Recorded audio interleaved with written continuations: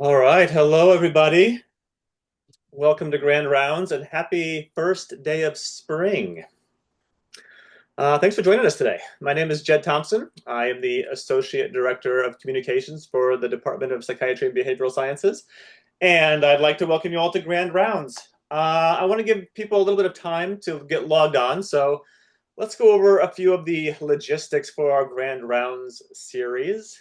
First, you probably heard when you logged on that we are indeed recording this presentation. That's probably the question we get more often than anything else. Are we recording it? The answer is yes.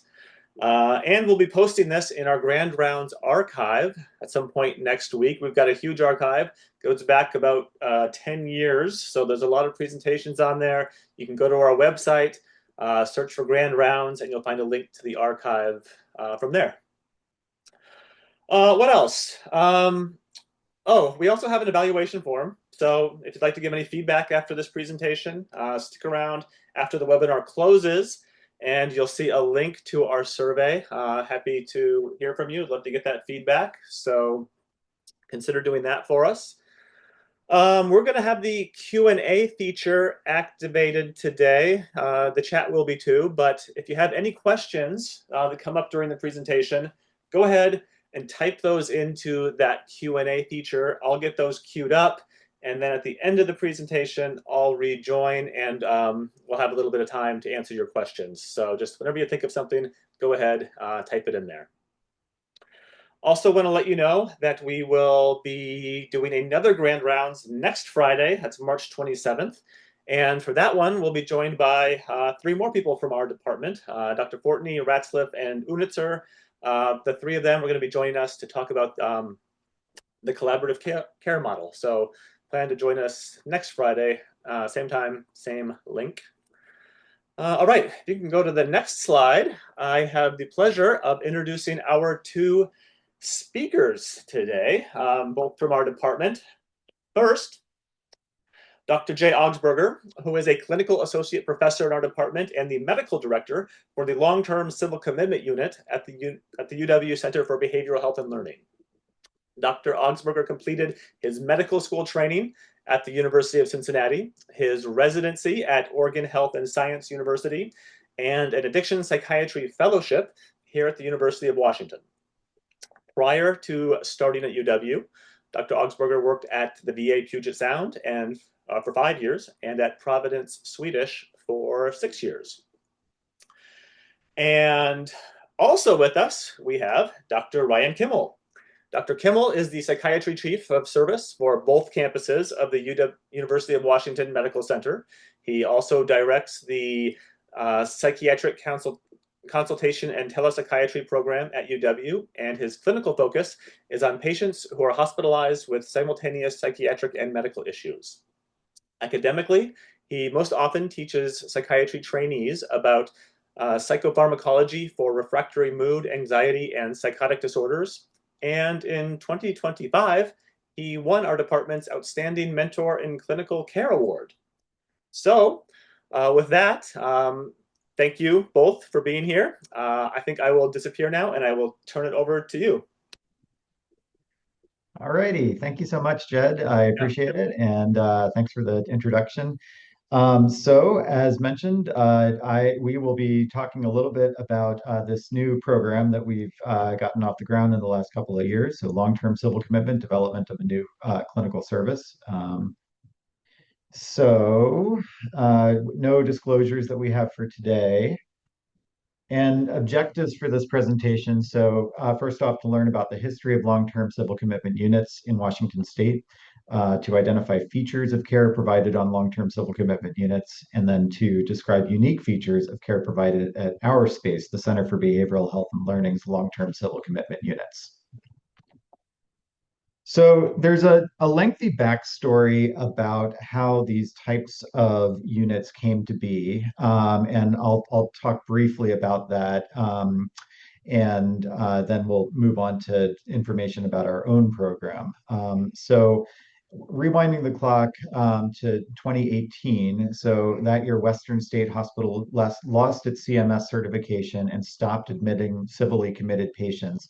If I went back to the start of my career, frequently, if you saw a patient who ended up on a 90-day involuntary hold, we would seek to transfer patients to Western State, but that was sort of trickling down to begin with, and then really ground to a halt altogether at that point.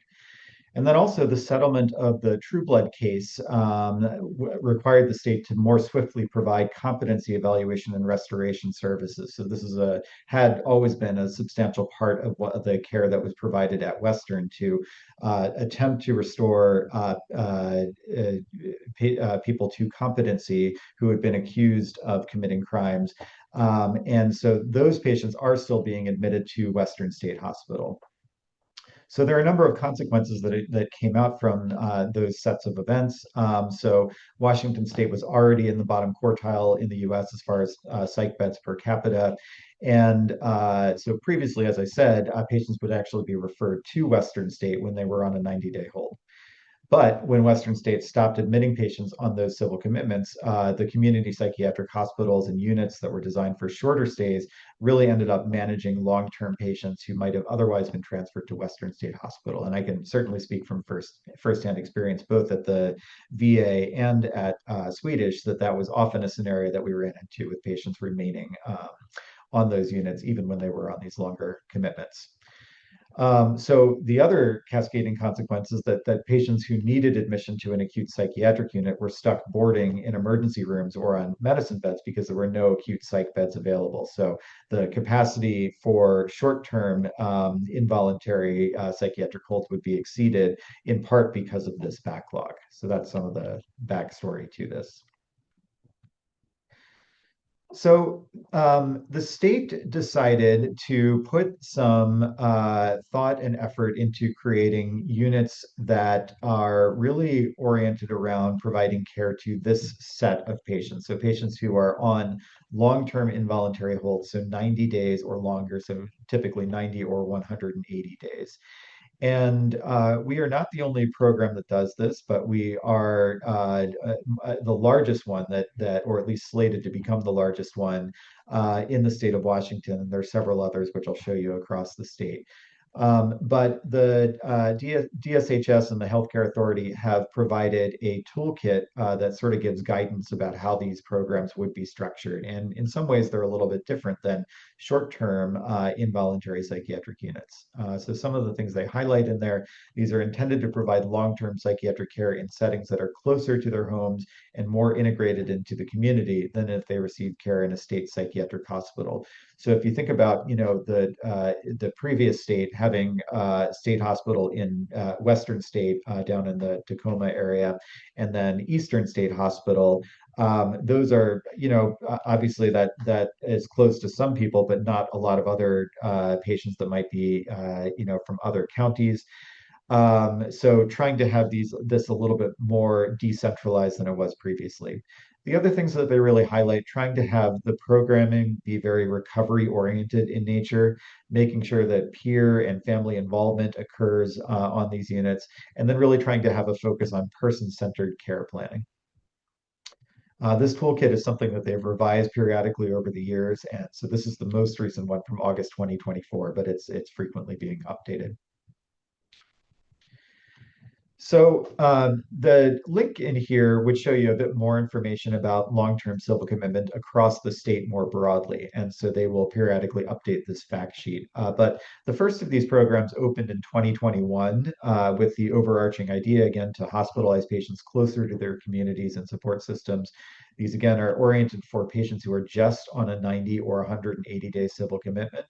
And these are reimbursed directly by the healthcare authority if not covered by primary insurance. So typically we would seek to first see if the primary insurance will cover, but then often what we run into is the insurance will stop covering after a period of time, and then the HCA will reimburse us if or similar programs if they're not covered by that primary insurance. And then there's also a startup rate to assist programs that are opening. So as of a couple months ago, there were over 300 beds in the state of Washington that were contracted and functioning, and then 80 more projected to open within the next 2 years. So it's a really different landscape as far as psychiatric care, inpatient psychiatric care across the state as a result of these programs opening up. 109 of these beds are available for what are called civil conversion patients. So I referred earlier to patients who are initially at Western State Hospital in hopes that they would be restored to competency to stand trial. And not infrequently, the folks over there are unable to restore the patient to competency to stand trial, and then they're converted in turn to a civil commitment, usually a 90-day civil commitment, and then they would be eligible to transfer to one of these other programs. So this is just a little look at where these beds are, and it still does not entirely represent every county across the state, but it is a little bit wider range. So you can see there's some up in the northern counties, up in Skagit and Snohomish. There are quite a few beds certainly in King County, many of which are ours, which we'll talk about. And then a few that are in the southern part of the state and some in eastern Washington as well. So it is again decentralized compared to what we saw previously with all of the beds being located at Western or Eastern State. And then we'll go into more detail about this, but as of December 2025, 47 of the 75 beds that we had earmarked for this here at UW were open. We're now up to 53 and soon to go to 59 in a little bit. Okay, and I think I'll turn it over to Ryan for this next Yep, part. thanks. So that map's a good illustration of the rapid progression from uh, an older model, centralized asylum model, really, for lack of a better term, to one that is more decentralized to locate patients. And so we built and kind of partnered with Washington State Legislature around one of these facilities that also has some additional functions. Um, the not just the long-term civil group, but also our statewide consultation line that Jed mentioned in the introduction. This reflects then that more than half the counties in Washington don't have a single psychiatrist.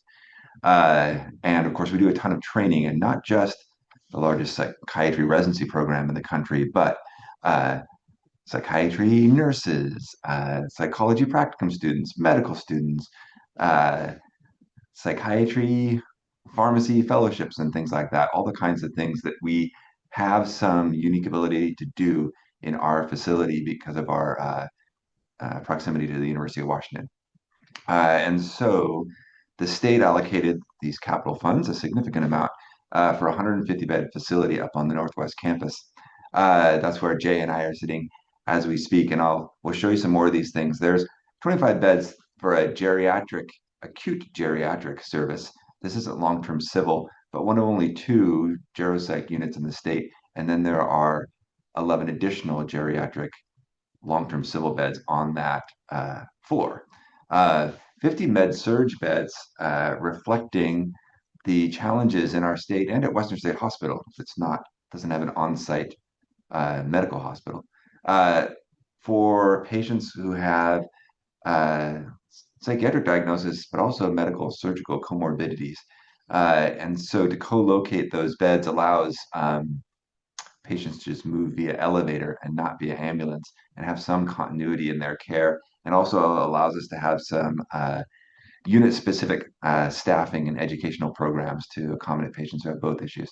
And then 75, up to 75, we'll talk about where we are at the moment, of these long-term civil beds that Jay has been alluding to. So this is a picture of, in a second, we'll play a video, but this is a picture of the building. The neuromodulation, I'll come back to that, it's on the first floor. The second and third floors have medicine. Fourth, fifth, and sixth are the long-term civil, with the sixth also having geropsych. And there's a big outdoor area off the fourth floor that you can see in the center of the picture. Reflects that these patients are having longer term stays, and we want them to be able to have some time outdoors. And so it was really an opportunity to design a psych unit from scratch as opposed to remodeling a medicine service. There's much different design because if you think of it, on medicine, the care of the patient takes place inside the patient room, whereas on psychiatry, it's outside the patient room. So the video has a presentation by some of our amazing nurse manager and charge nurses. You want to play that one, Jay?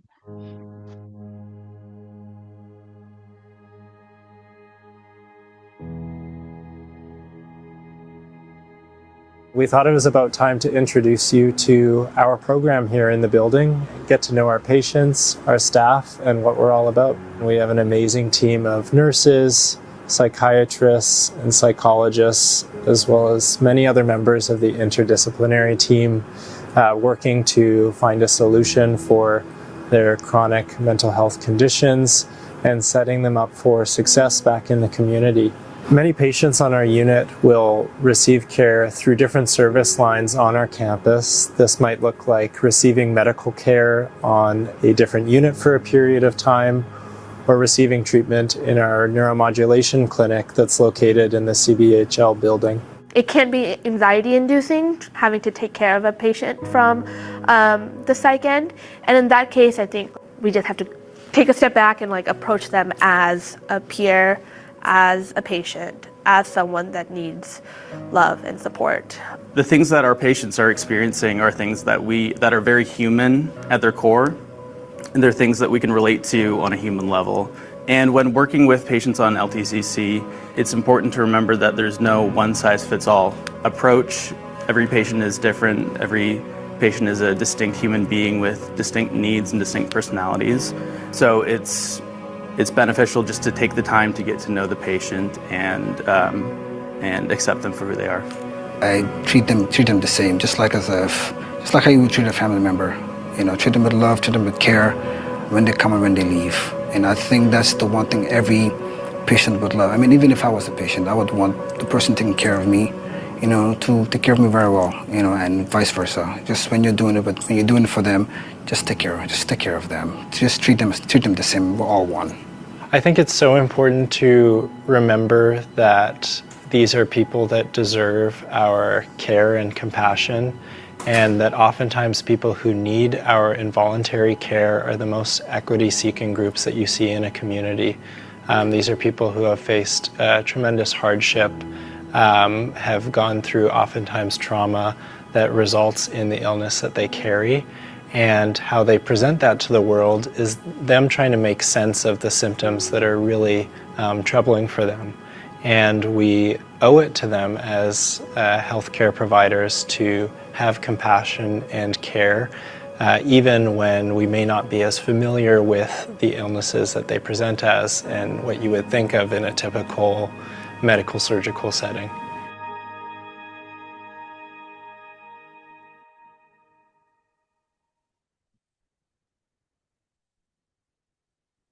All right, and at the end there, oh,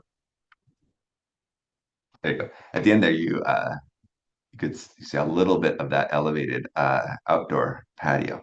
That was a beautiful view out over the tree canopy up here in the northern part of Seattle. So to reiterate some of the things I said, some of the innovation for the long-term civil patients isn't just on the psych unit, but on medicine as well. The goal is to be able to manage medically complex psych patients on the psych floor and psychiatrically complex medical patients on the medicine floors in the building. And so there's some innovation as well in creating kind of a med psych unit in a way that doesn't exist very much in Washington State, but exists in other states. And so as we inch towards that, we allow some flexibility to safely manage patients, even if they have to go down to medicine for chest pain, or the geriatric patients sometimes need to be hospitalized briefly. So that's on the second and third floors, 50 of those beds. What's next, Jay? Okay, the neuromodulation. So there's not enough access, especially for patients on Medicare and Medicaid, even in the general population, to certain interventions for patients who have conditions that are refractory to the usual medications and psychotherapy. And so this Garvey Center for Neuromodulation is on the first floor as a standalone facility where the inpatient and outpatient populations can get access to TMS and ECT. Patients can potentially transition as well. So someone might start off either on medicine or on psychiatry, getting one of these modalities. And as they improve, they might be able to go home and then return to the same facility essentially to continue their treatment. So not have to switch providers or switch staff or a different looking clinic, but kind of ease the transition from inpatient to outpatient. Okay. Geropsych. I got up very early to take this picture, but no matter how early you get up, there's always one patient up earlier than you. But fortunately, she had her back to me. But I wanted to show you the picture just to give you a sense of the intentional design, not just around safety, there are open sight lines and things like that, but the ways that a well-designed, we had a very good architect group, a well-designed unit can serve and improve the care that's provided. So it'd be hard for a patient to be on our unit and not be able to see out a window at every moment of the day. All of the rooms have windows. This is the common area. There's a little outdoor space there, a little patio that you can see. Even the group rooms, which are off to the right, have giant windows. And so the idea is a much different kind of experience for inpatients, especially since they're often going to be spending a long time.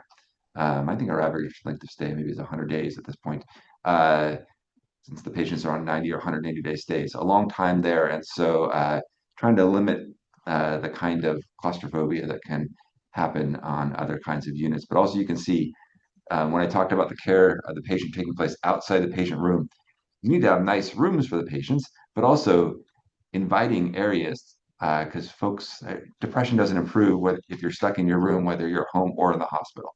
And so there's some design there. Okay. The current status, the medicine beds are full. And I believe we have 59 or maybe 59 by the end of this month. Jay can say we may not quite be up to 59, but we're very close. Long-term civil beds with up to 75 available in the facility, depending on funding. But we've slowly, incrementally increased our staffing. You can imagine you can't open up all 59 beds at once. First of all, you want to do some QI and make sure we know what we're doing. But also, it's an extraordinary lift in terms of the number of not just staff that needs to be hired, but the sheer number of psych nurses and OT and social work and all the other folks that are part of the therapeutic plan and the functioning of the place.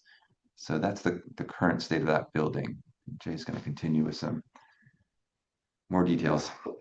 Yeah, and I think I mentioned earlier, we're at 53 as we sit today, and then going up to 59 next week.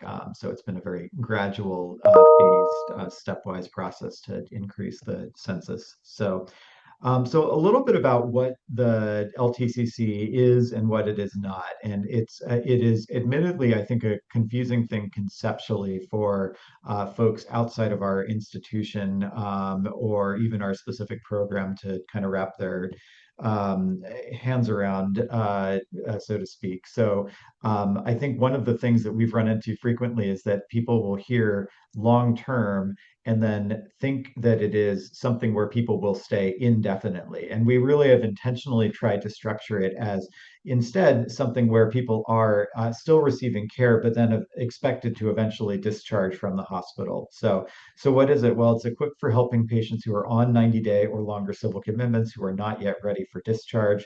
And that may look a number of different ways. That may look like a patient who is still having significant psychotic symptoms and is not yet really stabilized for discharge. that may be a patient that has improved considerably, but it will take several months for a reasonable discharge plan to come online. This may look like a patient who has catatonia and requires ECT, and that was not available at the other hospital. So it's a variety of things, but that's kind of the main, types of patients that we are looking for here. And then also oriented around further development of coping skills and medication management in preparation for discharge.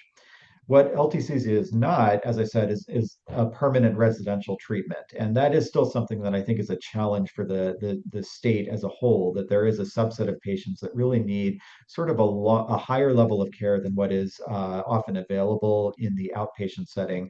And we have tried to make sure that when we admit a patient, that there's some kind of end game that we can foresee, that eventually the patient will be able to transition out of the hospital. It's also not really a step down from Western State. And so the level of care really should be pretty similar to what is provided there. So that's something we've had to consider as well. And then the other thing that it's not is a psychiatric ICU. And so there are patients that really exceed our ability to safely manage them on this unit. So just to give a little context around that, on each floor, there is one room for seclusion and one room for restraints. So if you have a patient who requires that level of intervention, then it really kind of ties your hands from using that intervention with other patients. We don't have very many patients that end up requiring seclusion or restraints, but it certainly does lead to some consideration when we are in that predicament, just to make sure that we can safely provide treatment to other patients as well. All right, this is a little bit of shared values for the unit. And I am eternally grateful to our leadership team and here at this unit. It's been a real, privilege to work with the folks here that are developing these kinds of values. And so the current assistant administrator, Ann Felton, and the nurse managers for the fourth and fifth floor, Sean Layton, and the sixth floor, Kelsey Johnson, have been incredibly involved in developing the shared values for the unit. And so this was something that came out of also the UPC, the Unit Practice Council, and just what the values are for the unit. So safety, accountability, teamwork, empathy, and respect. And I really have seen those come to pass when I'm here at work. So it's been a fantastic environment to work out of. Ryan mentioned this a little bit. This is just a glance at some of the patient's spaces. And so first thing I'll highlight is the rooms themselves. They have large windows. They have individual bathrooms and showers and storage for personal items. One really nice aspect for these units is that they are almost all single rooms. And I can tell you from years of experience, one of the biggest challenges on an inpatient psychiatric unit is figuring out how to cohort two psychotic patients in the same room. And so that is still something we occasionally do. There are a few double rooms, but they're mostly single rooms, and that really helps out a lot with making sure that we can fully occupy the beds here. The group therapy rooms, it is a wealth of resources as far as the number of spaces that we can run groups out of.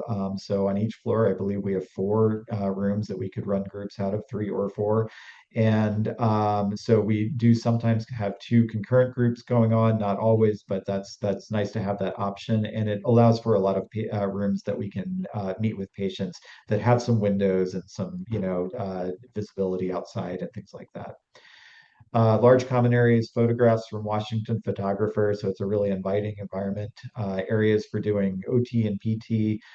The outdoor space, as you see there, is a real luxury, and that is the most highly attended group is the outdoor group, and we do try to take patients from other floors down to that larger space, which is great. So we've had a lot of success with that. The other very highly attended group that we've just rolled out recently is a peer-led group. And so adding in peer support specialists, that's also been a really frequently attended experience for patients here. And one thing that we were, some of the planning in the outdoor space as well, even, we're taking patients, some of them were originally admitted to Western on a forensic hold and have civil conversions, but we did not want this facility to look forensic. So the outdoor area, it doesn't look like a chain link fence, and things like this. We want it to look more like a therapeutic environment and less like uh, some of the what you might think is a forensic environment. So And then the very last thing I'll mention is the negative pressure room. So that is a nice feature if you have a patient with a respiratory infection, that it will help to arrest the spread of that infection on our units. Because I don't think we're done with flu and COVID forever. So. Other staff training and work areas. So you can see on the left is the break room for nursing staff. It's a very nice and well-equipped space. There's even a little mini break room within the break room for people who want even a little bit more quiet and respite. And then on the right is one of the workspaces for really everybody. And we've thus far had a fairly, an approach where we've tried to have all different disciplines in the same spaces. And so there's a lot of cross-pollination and both amongst the different disciplines, but also among different types of trainees as well. So it's really been a nice environment to work out of. I'll tell you a little bit about the referrals, kind of where they're coming from and what the patient population is like. And so this is essentially from when we opened until just a couple months ago. And we sometimes will, it's always interesting, kind of being in the thick of the screening and admission of patients. Where you will sometimes be asked, hey, like from frontline staff, hey, are you accepting every single patient that you referred? Or on the other end, like from the referring hospital, hey, why do you always decline our patients? And the reality, of course, is kind of in the middle of those two poles. So out of the referrals that we've had, about half of them have ended up ultimately getting admitted. About a quarter of them we decline for one reason or another, and then about a quarter of them end up either being discharged from their unit before they would get to us, or they withdraw the referral for whatever reason. By county, this is an interesting split as well. It's about half folks that come from King County, or at least their initial involuntary hold for that kicked off this hospitalization was in King County. About a quarter are from Pierce County, and the vast majority of those coming from Western State, and then the other quarter from across the state from other places. By primary diagnosis, this is always a little confusing how to show it best, but far and away the most common diagnoses are schizophrenia or schizoaffective disorder. So those two combined make up about 2/3. And then if you also include an unspecified psychotic disorder, you're up, closer to 70%. The other things that we see a decent amount of major neurocognitive disorder on the 6th floor, in particular, the geropsych floor. And then about 7% bipolar disorder. Occasionally, we'll see somebody with catatonia or major depressive disorder as the main admitting diagnosis. But it is a very different breakdown than what you would see on a more typical inpatient psychiatric unit, where, at least in my experience, it's often sort of half patients that are admitted for acute suicidal ideation or depression, and the other half with a psychotic disorder or mania. And here it's almost all that second category, so very different breakdown. So I'll mention a little bit about some successes, or at least things that I would perceive as successes in our first year and a half or so. So, as I said earlier, the folks who end up coming to us often are people that have, either been partially treated for their psychotic symptoms, but still are having some symptoms. So further reduction in psychotic symptoms once they get here, in part sometimes related to pharmacotherapy. It's interesting talking to the residents, because I've heard from a number of them. Well, yeah, I mean the approach to pharmacotherapy is different than what we've seen at other training sites, and it is incredibly common for patients here, for better or for worse, to be on multiple antipsychotics. Again, largely by virtue of the everything that came before this hospitalization. So, but we're often trying a lot of different things to try to get the patient better. So pharmacotherapy, The other thing that's really been fun is the programming. So CBTP, CBT for psychosis influence programming. And there's typically not a whole lot of this that occurs on an inpatient psychiatric unit, but it's been wonderful. Our psychologists have been fantastic to work with and have been helpful in pushing this forward with us. But that we would at least try to use some therapeutic techniques with patients to try to reframe or help them with psychotic symptoms outside of medications themselves. Um, Another area is individualized care planning. So we have put a lot of thought into how to do this well. And we're, part of the way there, but not all of the way there for a lot of this. So we are trying to use clinician rated metrics in treatment plans. So a couple of those that I will mention is a scale that assesses risk for violence called the DASA, the Dynamic Appraisal of Situational Aggression, and then also a few other things like the CGI for schizophrenia. And at least in my experience, I've not really seen this done very much on an inpatient setting where you would have, metrics or data attached to a patient. You're trying to get to a certain marker. And again, I think there's a lot more room that we can improve in this area, but that's been a focus. And then also just developing a comprehensive interdisciplinary plan. I mentioned earlier we have the luxury of having psychologists as part of our treatment team, and that's not very common on inpatient psychiatric units.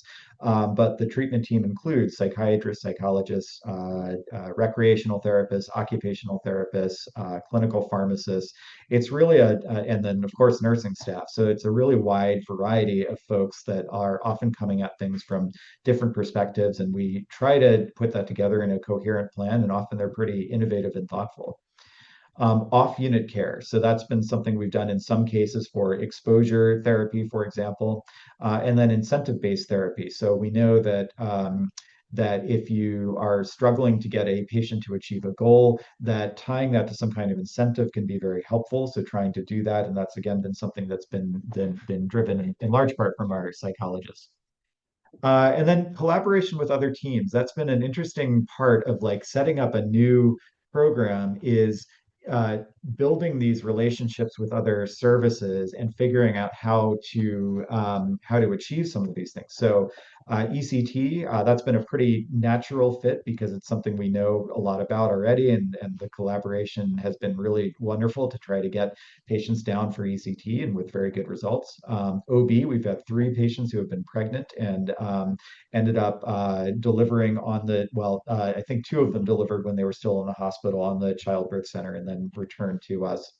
Family medicine for consultations, then the dental service. That's been a really fun thing to work out as well. Is you can imagine patients that are here for sometimes, in some cases, over a year, making sure we can provide them dental care is a real benefit from this program.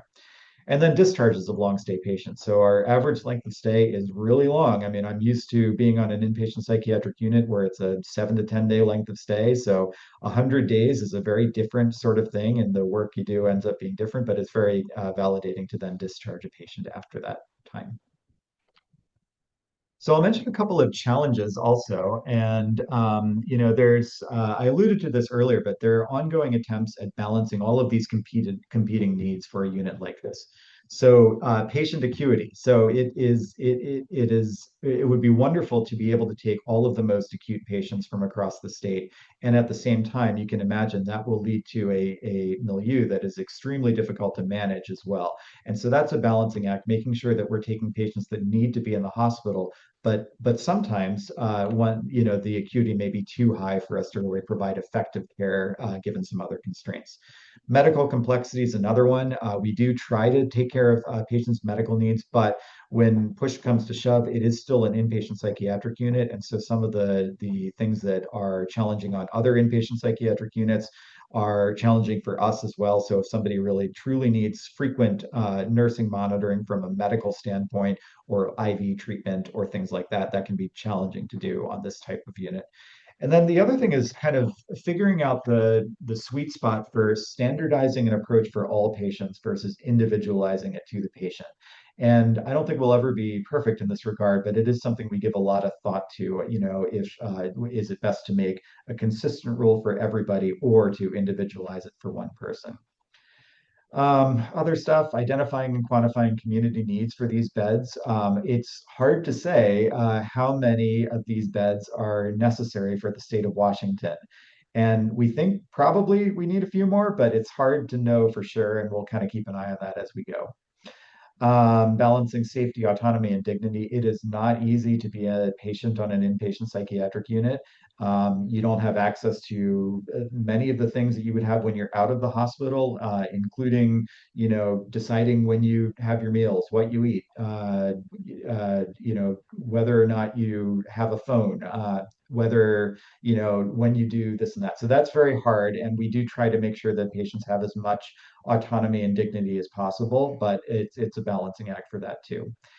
And then other, things that I mentioned at the bottom, unexpected setbacks. So defense attorney coverage, this was after we opened up. The group that was going to provide our coverage for that decided they were unwilling or unable to do it, and we had to pivot, and that sort of held us back from admitting patients for some time. And we learned also there's a lot of inertia in the referral base. Like if you have a sort of a steady pipeline where patients come into us, then they'll keep referring patients to us, but then it takes a while to kind of build that back up again if we're closed down for admissions or something like that.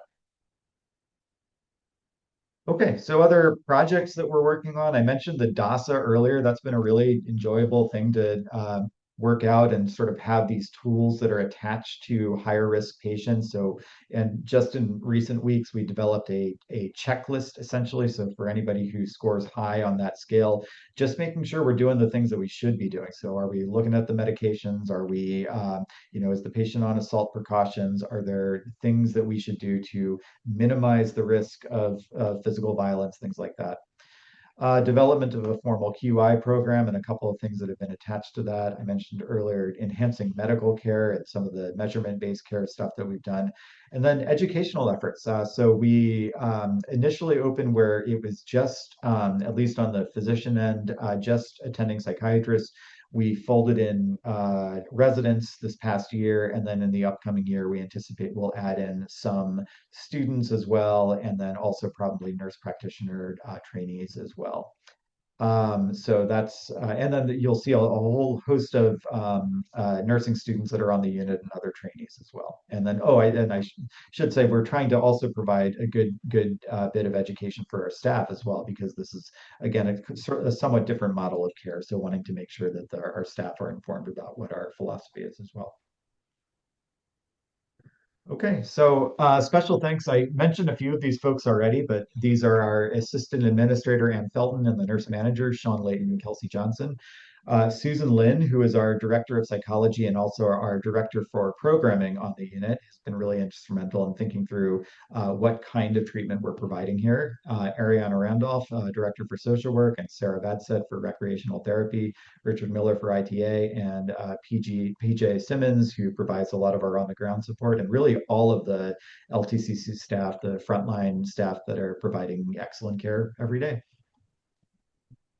And evidence of all those folks' effort is, even though a 100-day length of stay sounds long and is long, these are folks who have really significant, primarily psychosis, who have been often hospitalized, for example, at Harborview for their initial psych hold, and then a 14-day, maybe some continuances, and then come to us, and it's not their first lifetime hospitalization, or patients coming to us from Western State Hospital.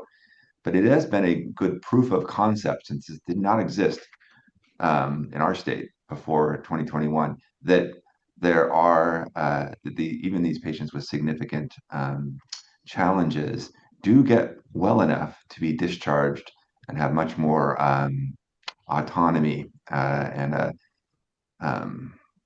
much less restrictive type of residential situation than they otherwise might have. That's a credit to all those leaders that Jay talked about. So, okay, questions? Yeah, thanks, guys. Okay, yeah, we've got some questions coming in here. Folks at home, if you want to go ahead and type those into the Q&A. I've got like 5 or 6 already queued up here. We have a pretty big crowd here, so let's try to get through as many of these as we can by 1 o'clock. So I'll just start. I'm going to read these 2 in the chat first, and then we'll move over to the Q&A section. So the first one in the chat, This person asks, what are ways you see to improve the relationship between Harborview Inpatient Psych and Northwest LTCC? How can the two learn from each other?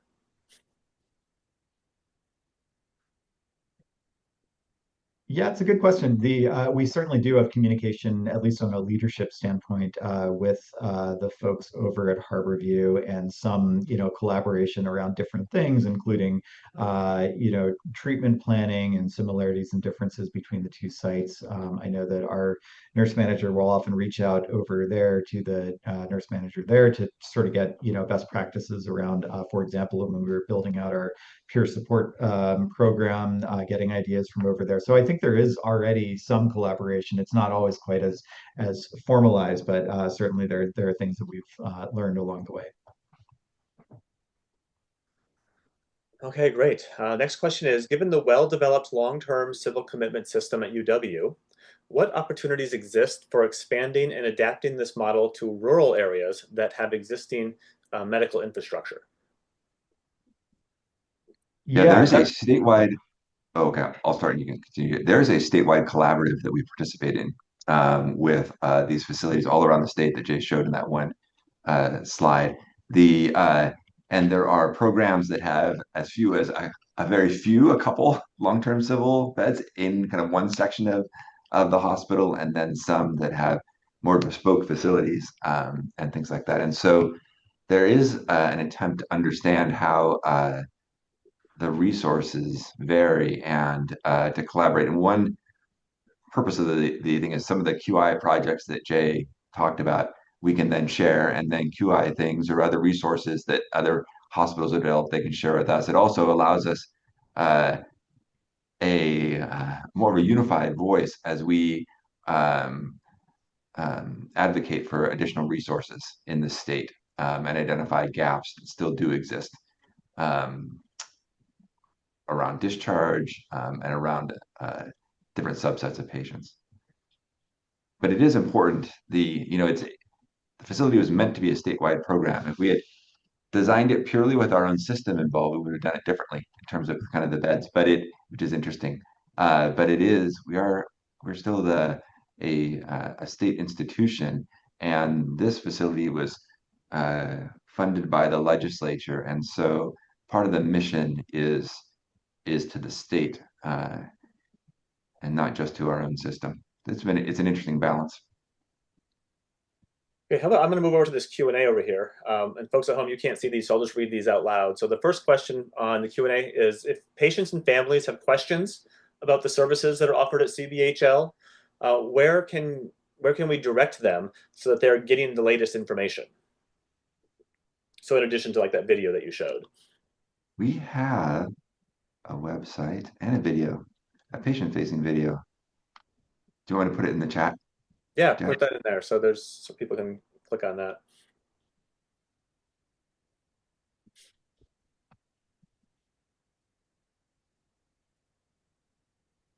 That's a good one that has a nice video. Yeah, great. So check out that website. Okay, have you provided care for individuals who are on a jail hold or need to return to the forensic system after being stabilized? We really have not. Yeah, I think that those are, if I understand correctly, kind of like a 1077 situation, RCW 10.77. And no, because these are all patients that are on a 90-day or longer civil commitment. So they would not be, at least on the long-term civil commitment unit, they would not be people that are on a jail hold. Now, it may be that there are some people that are on a jail hold that end up in the emergency department, and Ryan could speak to that better, but I don't think that's a very common scenario. No, there are patients who began on a forensic hold where the civil conversion came to us, and then prior to discharge, there's a process whereby the prosecutors can decide whether to reinstitute, I'm not sure the word, charges. That's a minority of patients, but it is it's not exactly, I think, what this question was about. Okay. All right. So do you find that patients ever struggle with having meaningful things to do while they're at CBHL? So like, is boredom something that's a challenge? It absolutely is, and that again, I think that's true for any stay on an inpatient psychiatric unit. But you can imagine over the course of a 3 month stay that would be even more accentuated. And I do think that there's a subset of patients where they sort of get better, and then like it's nothing. Their perception is nothing is happening, and then things start to kind of decompensate as they're there for a longer period of time. So it is definitely a challenge. At the same time, I think we have some really good staff that so recreational therapists, occupational therapists that will do a lot of work, and the nursing staff, the frontline nursing staff in particular, to engage patients and sort of kind of bring them out, give them some things to do. There are a lot of groups also that are not really didactic in nature, but more about community building. And one of my favorite parts of my day, if I am able to get to it, is the community meeting in the morning where people set goals and say, this is what I did yesterday. I did or did not achieve my goal. This is my goal for today. And it's a really good way to kind of see people in a different environment. But but at the same time, you can imagine you're in the hospital, you're separated from a lot of the things you would typically enjoy. So that remains a challenge, I think, for folks on our unit. There have been a lot of other efforts to address that also. So, for example, early on, we developed a collaboration with the Seattle Public Library to get a set of books for people to read. And, reading won't be everybody's cup of tea, but it's nice to have that at least as an option. So, yeah, a number of things that we've tried along those lines. I think there have been some other creative things too. Like I think maybe RT leadership has patients who are interested in gardening help with Yeah. all those plants that you could see on the patio. And so um, kind of other everyday things that we all ourselves might do after work. Um, Trying to expand those opportunities for patients. But Okay, well, what about research projects? Have there been any research projects conducted at CVHL? There have been, yeah, and that's been fun. So one of our psychologists, Dr. Kuzinski, Adam Kuzinski, is doing a digital health project on our unit, and then Becky Sladek actually has been doing a research project for kind of engaging patients with family members as well. So there's been a couple of things that have gone on here. Yes. Okay, so as a parent of a currently very long-term inpatient, so 15 years, can you offer any info on potential programs in Washington State that might offer more help or hope than he's getting at WSH? So sounds like UW program is not meant to help him. Yeah, I think I understand the context of the questions as somebody who is at Western State Hospital currently and has Oh, been for a long yeah. time. And that I think that remains a real challenge for our system. I wish I had a better, more straightforward answer than this, but I think the reality is we do not have great options as a state for a step down from that very highest level of care for people to stay over a longer period of time. Now, there has been a push in recent years to develop more in that realm. Things that are called like MHRT or mental health residential treatment programs. Even those, I think, are viewed as something of a step down and not necessarily a permanent place that people would stay. So I think that does remain a real challenge for our state, unfortunately. there are some efforts around therapeutic communities in our state. There are better examples of them in some other states. And so, but this is when we identified, I talked about identifying gaps in our system still, our state, if we think of our system as the state, not the University of Washington, uh, um, there are these things that come to mind, especially for patients who are going to need um, more supervision for a long period of time. It's one of the things we continue to advocate for as recently as this week. Mhm. Okay, next question. I think we're setting a new record for amount of questions there. Next one is, so maybe I missed this, but are there any discharge options where people usually land after these stays? Yeah. Yeah, you didn't miss it. I should have, that would have been a good thing for me to cover. So thanks for asking. The discharges, I would say probably the most common scenario is that a patient will discharge to an adult family home after they leave the hospital. That may be one that they were already established with they came in when they came in, or more commonly, it's something that is newly set up for discharge. And that often takes quite some time to come together. It requires a referral from HCS, Home and Community Services, and then some sort of mechanism to make sure that it is funded. And so that typically takes quite some time to come together. And it's nice to have the luxury of time sometimes to do that, because on a short-term inpatient psychiatric unit, sometimes you're not taking the time to go through those steps. So that is different. So adult family homes. It is also reasonably common that a patient would just return back to independent living or return to living with their family. And for some folks, that's a good fit, and for others, it's not. But that's certainly something that does happen as well. And then the other ones would be those, what I said before, mental health residential treatment programs or similar, type of thing. It's also occasionally the case that somebody would be discharged to a shelter or to that sort of level of support. And that's usually not our preferred plan, but sometimes it is strongly preferred by the patient. And if that's the case, then we will, in many cases, honor that preference. Yeah, we do have to allow some autonomy, and I'll chime in two of those things. So there is family involvement, uh, and a number of our patients return sometimes after a period of separation, really, or estrangement, perhaps is a term, to living with families. And so we try to involve families on the unit and to provide them some education on the patient's diagnosis, what helps, and kind of enable them to be an extension when the patient returns. And then uh, for those of you who aren't privy to the webinar chat, Becky Sladek and Susan Lin chimed in that the therapeutic communities project that I alluded to for a minute there, there's going to be a grand rounds on that on April 17th. So, Okay, next question is about the Center for Neuromodulation. Does the neuromodulation clinic ever see outpatient clients, or is there plans for this to increase access to TMS for patients on Medicaid? yeah, there's a significant outpatient mission. In fact, most of the patients who get TMS are outpatients, um, and a number of patients who get ECT as well. Um, so yes, Yeah. the TMS is the machines we have are FDA approved for major depressive disorder, OCD, and smoking cessation. Medicaid doesn't necessarily is more of a focus payment on for depression. However, uh, that's a program that was meant in part to be available for patients on Medicare and Medicaid intentionally. Understanding that's kind of part of the mission of the University of Washington School of Medicine towards the health of the public.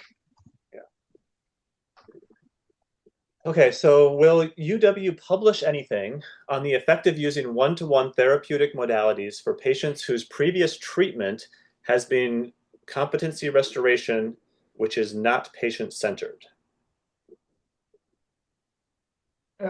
I can imagine that at some point along the way there might be some publications that come out of this type of thing on the implementation of individual psychotherapy or even more broadly psychologists on an inpatient psychiatric unit. But I don't know of anything that's specifically in the works at this point for that.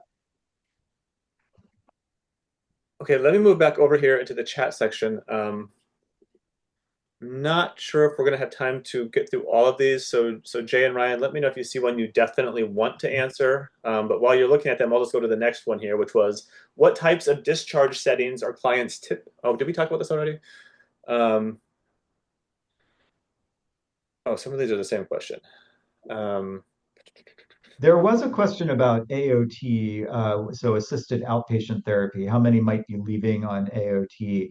And the AOT is not something that we've seen a lot of, but similar to it, LRO, least restrictive order, is very much something that we have seen a lot of. So very frequently, if somebody is already established or being established with a community mental health agency that is able to follow and monitor a least restrictive order, then we will try to get one of those set up for a patient when they go. And we've had a fair bit of success with that. And often we have case managers, both housing case managers, but also representatives of Sound Behavioral Health or other agencies like that, able to come in and meet with us and meet with the patient. That's an advantage of having the patients closer to their homes per se, instead of the long drive down to Western State Hospital. And so that part of that, the idea behind these regional LTCC services does have some clear advantages. Okay, so how about I do this? Mary had a follow-up question here, so let me read this one. So are there any plans for Western State Hospital to begin incorporating any of the positives that you're seeing in your program? Western State Hospital is so restrictive and so lacking in opportunities for patient-centered. Yeah, hard to say. We don't necessarily have insight into the workings or decision making at Western State. I know that they've made a lot of strides in sort of getting to the point where they're doing the competency restoration piece in the time frame that they're required to. But I don't know a lot about their kind of day-to-day operational side of things. We'd certainly always be happy to collaborate. And I would say too, I mean, we're in a good position here where the state has really assisted us with setting up a program like this. And at the same time, I suspect that the resources and availability of those types of things at Western State are probably in shorter supply. Okay, well, that brings us to 1 o'clock on the dot. So thank you both for being here. Great presentation today. Obviously, by this huge crowd we had, it's clearly a topic that people were interested in. So everyone at home, thank you all for these good questions. It's great to see so much Q&A at the end of these presentations. So thank you all. And yeah, join us again next week. Join us for the Therapeutic Communities talk on April 17th. And have a good weekend, everybody.